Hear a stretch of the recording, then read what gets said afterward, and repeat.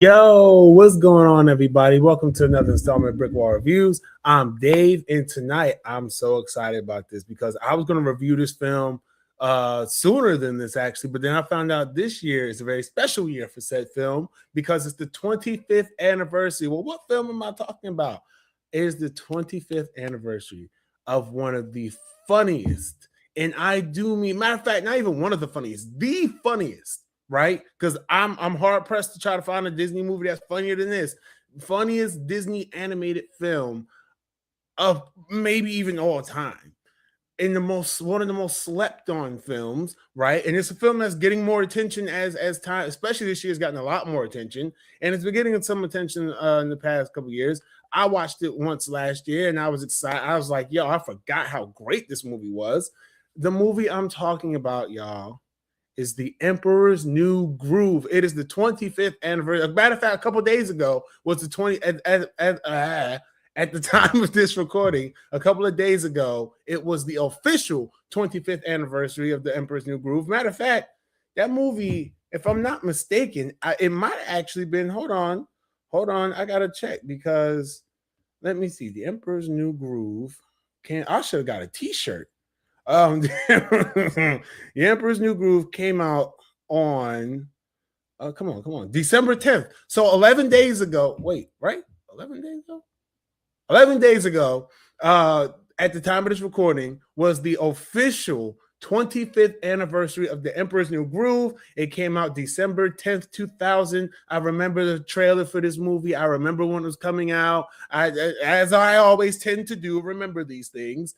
And I have a lot of great memories of this movie, which I will dive into just shortly. But before I do that, I want to remind you guys, go ahead and hit that like button down below. Subscribe to the channel if you already subscribed. Follow us on social media. We are on Facebook, Instagram, Twitter, Twitch, and TikTok.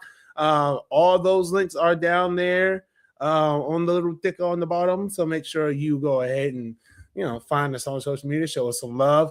It is still our BrickWall Christmas month as well, and our BrickWall Holiday month. I know the content hasn't been too wide on the Christmas selection. Most of that is due to me coming back from the hiatus. If you guys have been a long time to the channel, you know I've been away for a while, but I'm back and I'm just enjoying talking about movies. But I could not let this year pass without talking about this movie. I've been excited to talk about it since I realized it was the 25th anniversary, and I'm excited to be here now. The Emperor's New Groove. So where do I even begin? So this movie, for those of you who do not know, I will read the official synopsis and won't jump into it. So so arrogant Emperor Cusco is transformed into a llama and must rely on a peasant named Pacha to get back to his palace and reverse the spell before Yzma and her henchman Kronk can take over. All right, easy explanation, right? So this movie, and there's a history behind this movie too. I'll actually get into the history lesson in this movie, but like I said, it follows our titular character Cusco, played by David Spade, in I think one of his best roles. I'm not even gonna hold you. And he's like this really selfish, arrogant, cocky emperor who kind of doesn't really care about the people, and everything's all about him. Matter of fact, with the marketing, it was a lot of him on the poster, and behind him says, "This is about me," and like he's like this really, like I say, he's self-absorbed, self-centered, and it's like I don't know exactly. And it's really interesting because actually rewatching this, I just rewatched this movie actually. I actually kind of got like in the middle, then I was like coming to do the review.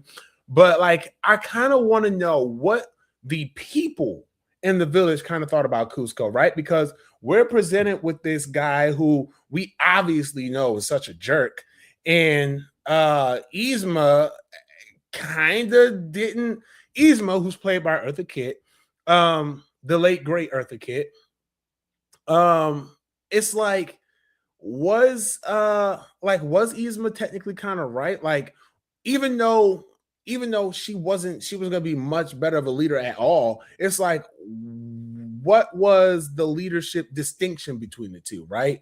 Because it kind of seems at a point, and it's kind of really brief, but I questioned this when I watched it. Like when Yzma was throwing out the peasants, like, "Oh, that's your problem. You don't have food. Like that doesn't have nothing to do with me. Get out my face, peasant." Right? But then it's just like, with Yzma being like that, was Cusco any better? Like, would Cusco be the guy to be like, oh, you guys don't have food? Okay, well, I'll give you something, but it's not gonna be a lot. Like, was he that kind of guy, or was he the type of guy who would make the same decisions as Yzma? And to further back that point, I know we getting into the theories heavy, right? To further back that point, there's a part in the movie where Yzma is smashing the bust of Cusco, and she's like, I practically raised him.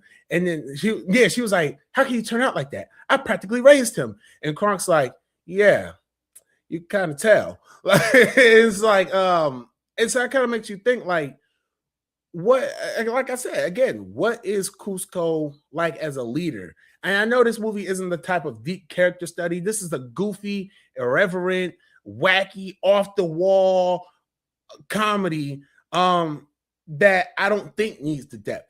I think what you have, because this movie really, like, it's insane, like the amount of comedy that this movie holds, right? And it's really funny that this movie is so comedic, because for those of you who don't know, this movie actually started out as a film called Empire of the Sun, right? Empire of the Sun, Emperor of the Sun, one of those two, right? And it was a very serious, very traditional Disney musical. There is a documentary about it on YouTube that you can find. I'll get the name. Like, it's still up there. It hasn't been like officially released, but it does have official. It's like a behind the scenes of what the movie was actually going to be at first.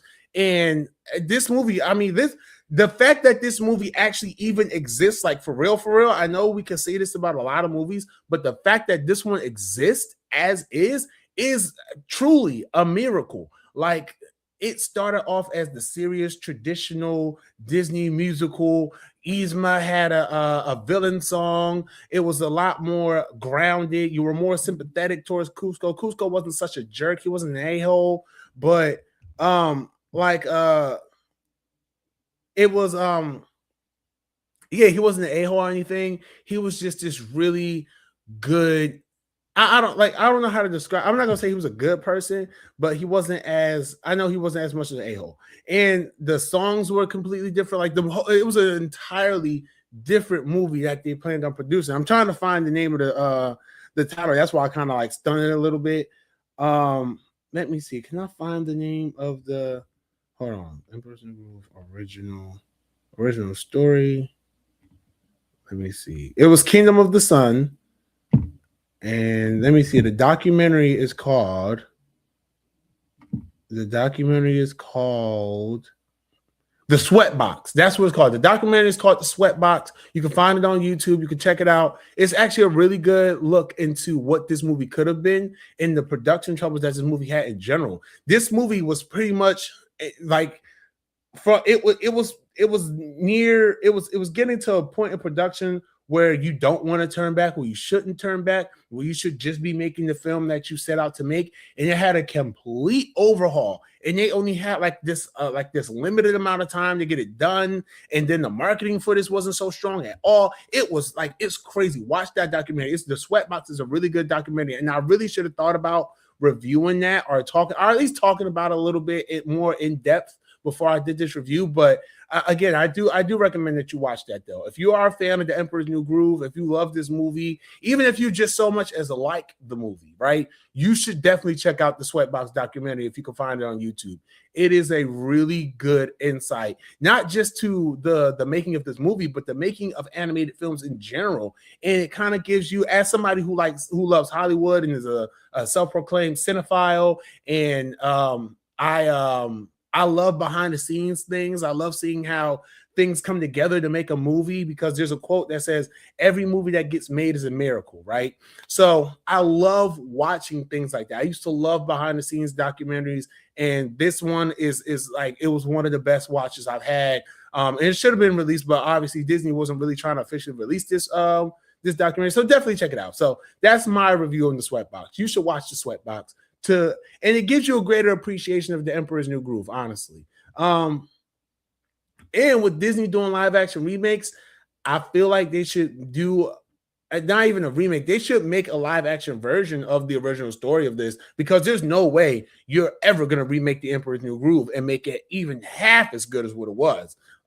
This is a goated film. Like, and it's crazy because, like I said, I said it's underrated. I said it's slept on, and that's because it's true. I grew up watching this movie like a lot. Like, and I was in an after school program in the summer camp, and it was Good Burger and The Emperor's New Groove that were the top two movies that we were always watching. And this movie never got old. And even watching it now, like this movie, honestly, like from beginning to end, is such a fun watch. And I once heard someone talking about this film, and they talked about how, like, in the last half of the movie, it just goes completely insane and off the wall bonkers. And I could not agree with that more. The last chunk of this movie, like, is so freaking hilarious. It's just like it's got some of the best stuff in it. But and there's a lot of iconic lines that I'm gonna quote the iconic lines during this review, so don't even worry about that. But so the plot though with this movie, it kicks off. Cusco is he basically invites Pacha, who's played by John Goodman, to his castle to pretty much tell him like, yo, I'm gonna be demolishing your whole town in a couple of days for my birthday, and I'm gonna build me a resort there. And where you guys gonna go? I don't care. Don't know. Don't care. Not my problem. And so at the same time, just mere moments before Pacha walks in, Cusco fires Yzma, and Yzma was his advisor, and she has an assistant named Kronk, who's played. If you heard me say Kronk, you already know what I'm about to say about Kronk. This was where we all know the great Patrick Warburton. This is his best role next to Joe from Family Guy. Kronk is where people know Patrick Warburton.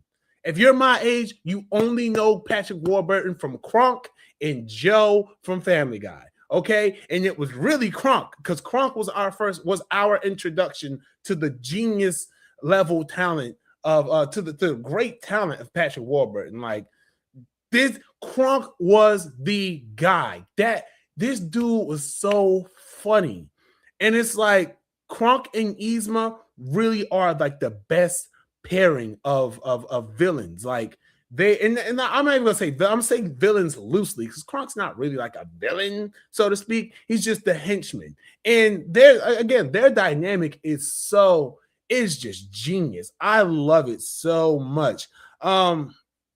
We got so many good moments from Kronk, and as I was just watching this movie, like, I'm looking at this, and just as a comedy and stuff like that, which again it is, like the parts where Kronk had the angel and the devil on his shoulder, and they were like telling him what to do and what he should do. I thought that was funny. Like the part where the devil's like, he was like, reason number one, he played that stringy heart thing, and he's like, I already told you, it's a heart. He's like, reason number two, look what I can do. And then starts doing like one-handed upside down push-ups. I was like, yo, like, what is, like, and then I'm watching that again. You watch the fun thing about going back and doing these anniversary reviews for me is not just watching it and celebrating it, but thinking about how I viewed these movies as a kid, right? Like the nostalgia factor. And then also removing those kid lenses and putting on my regular lenses, which are as an adult. And it's really fun to kind of look at some of these jokes in these movies and some of the content in some of these movies as an adult with a different lens, and then remembering what I thought about as a kid. And it's just fun to compare the thought processes, right? Like the parts with the angel and devils, like Kronk was actually might have been a little crazy. And then even with the devil part, just doing it's like, yo, that is just so wacky. Like the angel and the devil on his shoulders is just such a wacky concept. And it's just so out of the blue, but it works perfectly. All the comedic beats in this movie work so good. Like they're just perfect to me. Like I've always, like, the same things I laughed at as a kid are the same things I laugh at now, and I laugh at it a little harder. And the funny thing about going back and being nostalgic about these films and then being able to come here and talk about it and just watching it with like a different lens is just like, I'm not just laughing because I remember laughing at it when I was a kid. I'm laughing at it because it is just as funny to me now as it was when I was a kid. and if not more so funny, because, and I think part of the heavier laughter that I get now comes from the fact that I cannot believe this is still funny. Like, it's amazing that this holds up. I felt that way watching the first SpongeBob movie, and I felt this way watching a couple other movies I was nostalgic for just as a kid, and I feel that way now. I felt that way with the Goofy movie, and I feel that way now with the Emperor's New Groove. It's just like, this is such a masterful comedic movie. And the animation on this 2D animation, of course, was like one of the only mediums, not one of the only ones, but it was still popular to kind of put those movies out in theaters and stuff like that.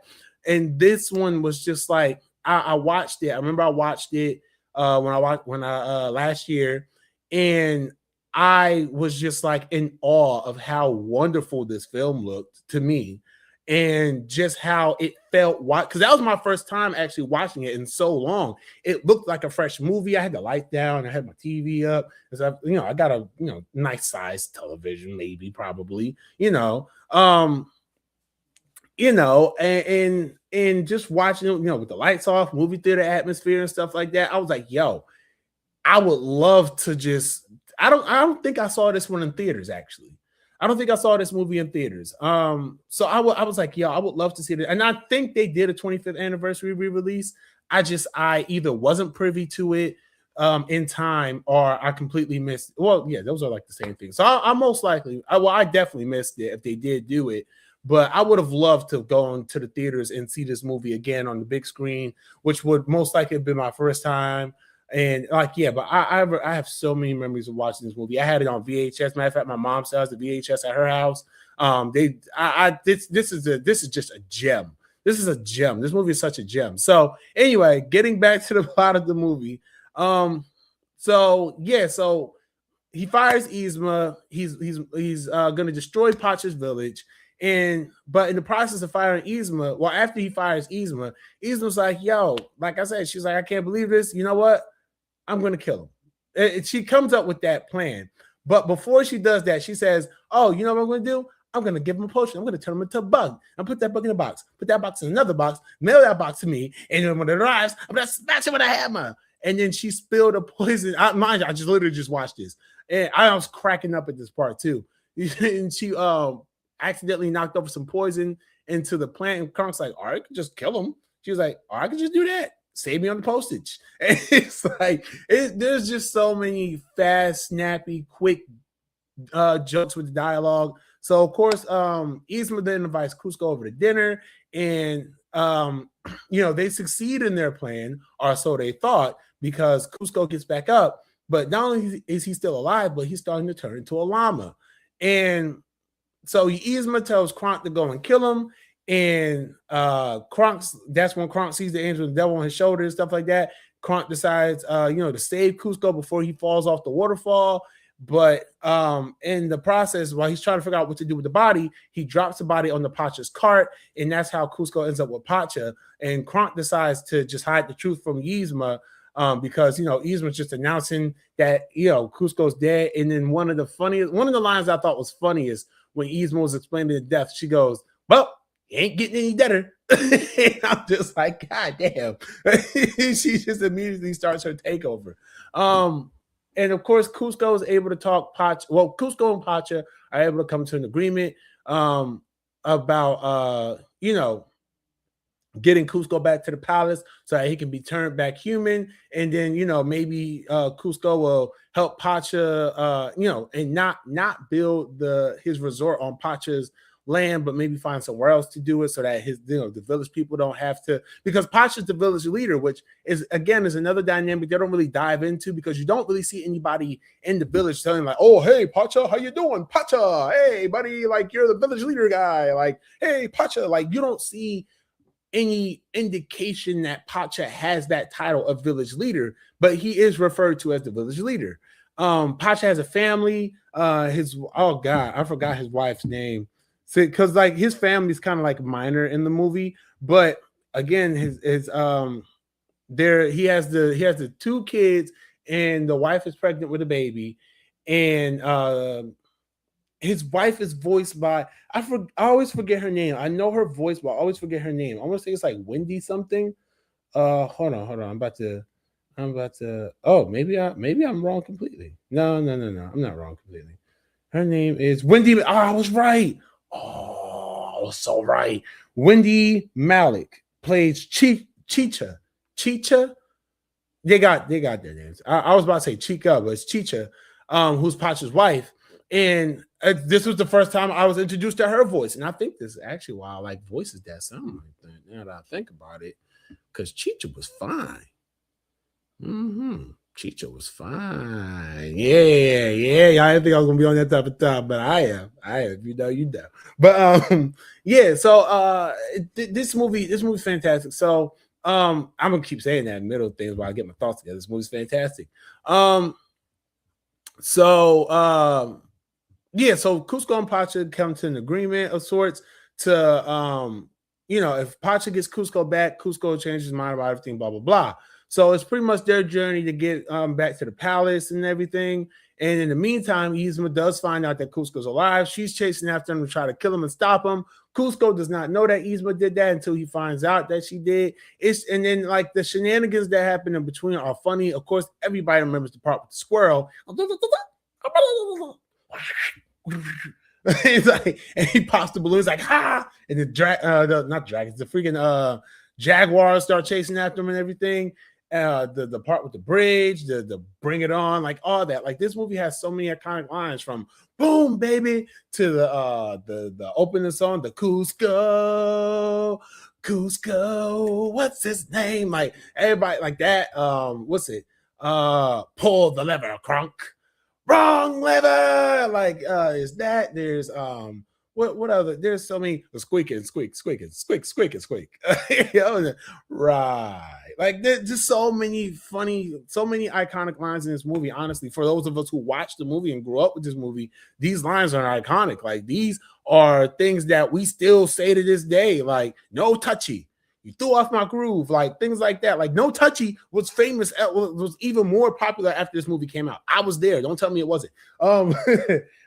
So yeah, like this movie is like really fun, and like I mentioned earlier, when we get to this last act of the movie, after before I even get into that, this movie does something that I think actually maybe even influenced a lot of creators' humor. This was one of the first movies that I think a lot of us saw that broke the fourth wall.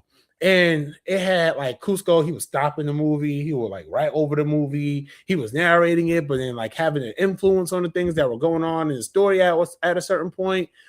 Even the characters themselves, when they're like trying to get when they try to get back to the palace and they make it back, but then Yzma and Kronk were there before Cusco and Pacha. Like, well, how'd you guys get here first? And Yzma was like, that's a good question. Kronk, how did we get here first? And Kronk pulls out his map, was like, beats me. I mean, logically, none of this makes any sense. And it's just stuff like that. Like this movie goes like so crazy. Like even when all the guards are turned into animals, right? Because all the vials break, and the one's a cow. He's like, excuse me, miss, I've been turned into a cow. Can I be excused? She said, oh yes, of course, go ahead. And it's like in the words of many people, why did he need to be excused for being a cow? Like what was that? What was that all about, right?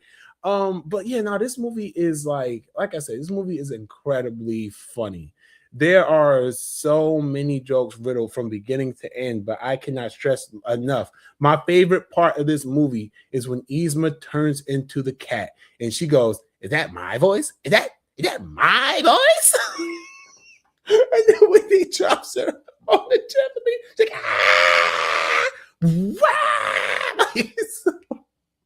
This movie, like it's like honest to God, like I laugh at this movie every time I watch it. Every time I think of a certain part from this movie, matter of fact, even one part that I do kind of say this sometimes, like when I'm asking somebody if they're looking for something, and I'm being like a little, I'm being jocular or whatever, and I was like, I'll go looking for this. Like it's a Yzma thing, right? Because Yzma, honestly, like let's talk about Yzma for a second, right? Let's talk about Yzma. Let's talk about the comedic genius and the incredible acting that is Eartha Kitt, right?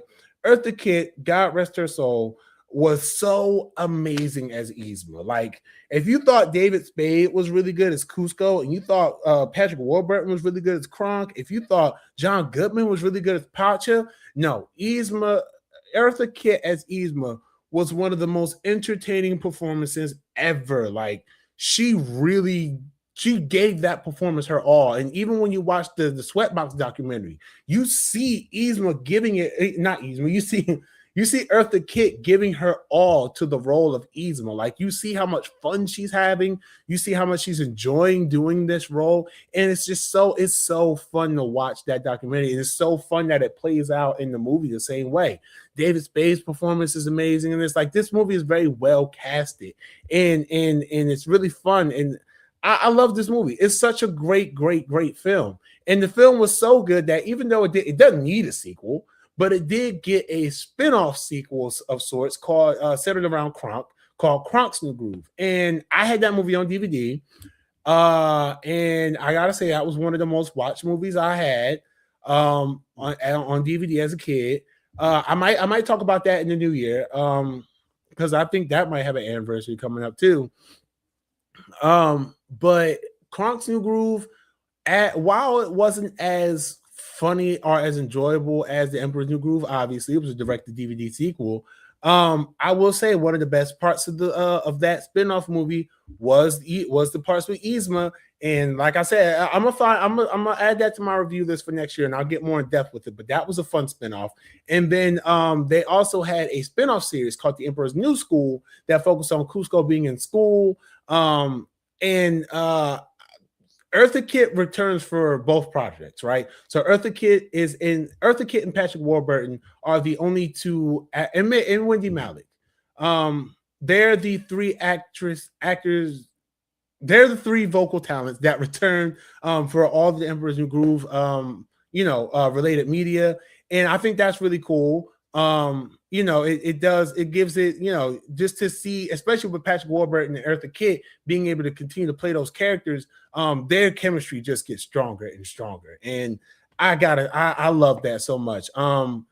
This movie, like I said, it was at the time of its release, this was a very highly praised movie. 86% on Rotten Tomatoes. This was, I didn't grow, did it gross a lot? I don't think it grossed a lot. I'm trying to see. How much did this movie gross? It was a $169 million on a $100 million budget. So yeah, it did. I think it did pretty well, not too well to like really break profit or really like make a big impact. But where that movie did not succeed theatrically, and it wasn't this movie's fault, I do think it was some of the marketing. But where this movie may have failed, or may be considered not too much of a success, theatrically or box office wise, home video had to do it. Like, this movie has amassed a cult following. I think that this is a cult classic. And I say cult classic because, again, it's not like it's like in the if Disney plays their all their Walt Disney Animated Studio films by like the most popular ones, like the ones that they show, The Emperor's New Groove is not going to be one of the ones that's in the spotlight. You might see Cusco in the background or something, like in the Once Upon a Studio short that came out for the Disney 100th anniversary. Cusco was like in the background somewhere. Cusco was in the short because they had like all the Disney characters in there from the 100 years, except for like a couple. So to the South. Yeah, no, they had those characters in there, and you do see Cusco in there, but he doesn't get like, I don't recall him having a significant part in that short. But again, that just go like Emperor's New Groove, The Rescuers, things like that are kind of like the lower key movies, but those are like some of the best movies, honestly. Like, and Emperor's New Groove, like I said, it's a comedic masterpiece. It is. I think that this shaped a lot more of people's humor from the time than we actually care to recognize. And again, it introduced an entire generation to the great Patrick Warburton. If this movie did anything outstanding, right, it was introducing us all to Patrick Warburton. Because Kronk is he is the freaking funniest. He's one of the funniest parts of the movie. And yeah, this movie, like I said, the jokes, rapid fire jokes, the humor is just so off the wall. Like I said, when it gets to that last half, I cannot stress this enough. It just gets zany as all hell. But I mean, I don't know what else to say about this film besides going in circles. I was surprised when I heard this was the 25th anniversary year. I've seen merch out and everything. That's why I said I should have looked for me a T-shirt to do this review or something. But I'm excited. I'm so glad I've been able to celebrate this film. Big shout out, happy 25th anniversary to The Emperor's New Groove. I wish they were able to do something a lot bigger for this movie, but I do understand like this wasn't one of Disney's, like this wasn't their Snow White, this wasn't their Aladdin, this wasn't their their Sleeping Beauty, their Beauty and the Beast. This wasn't their Renaissance era film. This was like post-Renaissance. This was like this was the most unique Disney film until Lilo and Stitch. And you celebrate Lilo and Stitch more because it had an impact, a huge impact. Emperor's New Groove had an impact, but it wasn't big enough for it to have like a humongous celebration. Like I'm pretty sure when the Lilo and Stitch 20th, 25th, or whatever the case anniversary comes around, it's going to be ginormous. It's going to be a huge celebration. I'm pretty sure it is. But Emperor's New Groove is kind of just like, oh, here's some extra merchandise. Here's a 4K DVD box set. And, we're going to do a little behind the scenes thing with Patrick Warburton. And that's all we're really going to do. We'll praise it. We'll give a little hand clap, little trophy. And that's all we're going to do. But I feel like if this film had a bigger impact when it came out, that there would be like so much about this film all over the place. And I would have loved to live at the time where, I'm going to the store, I'm seeing big old Cousteau plushies, or, a whole bunch of Emperor's New Groove t-shirts, and, seeing like special YouTube videos based around the Emperor's New Groove, like they did for the Goofy movie and stuff like that. Like I would love to have lived in the timeline like that, but just that Disney acknowledges that it's the 25th anniversary for Emperor's New Groove is enough for me. And I'm thankful. Thank you, Disney, for acknowledging the 25th anniversary of the Emperor's New Groove. Thank you for seeing that people love this film, that this film has had an impact on the on people. And that's all I got to say. Okay, I'm gonna keep rambling, and we don't need to be here all night. But like I said again, happy 25th anniversary to Emperor's New Groove, and that concludes my thoughts. What do I give this movie as a rating? My rating for this film. I'm trying not to be like super biased. I feel like I've been being like real nice on movies lately. But nah, I gotta give this movie like a 4.9. A 4.9 out of 5 stars. It's incredible. And this 4.9 doesn't negate it being like one of my favorite movies of all time.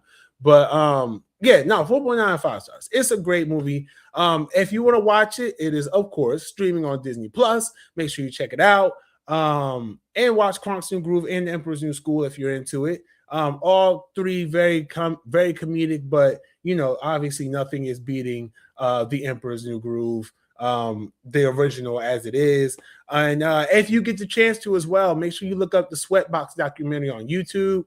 It is a very good watch. Like I said, you get to see the making of The Emperor's New Groove and how The Emperor's New Groove turned into the movie that it was, right? You get a pretty good account of how that happened. And it's all official information too. So it's not like somebody sitting there theorizing or reading a YouTube or in a monotone, like, and that's when they went and they created this. But Disney did that one. Like, you're not getting one of those. Like, you're getting like actual studio information.